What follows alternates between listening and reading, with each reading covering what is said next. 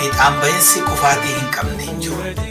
Dhalli namaa jireenya isaa keessatti yeroo baay'ee kufeetu ka'a. Solomoon mootichi Israa'el inni ogeessa ture sun namni qajeelaan si'a torba utuma kufeeyyuu deebi'ee hin ka'aa jedha. Oromoon dubbii dhugaa kanaa karaa baay'ee mammaaksaan dubbata. Milkaa'inni salphaatti akka hin dhufne yeroo ibsu torbee deeganii torba horanii jedha. Milkaa'inni kufanii ka'uu keessa akka dhufu yeroo ibsu immoo akkuma xullub jedhaniin tulluu ba'u ta'a jette raachi jedhee raacha dubbachiisa.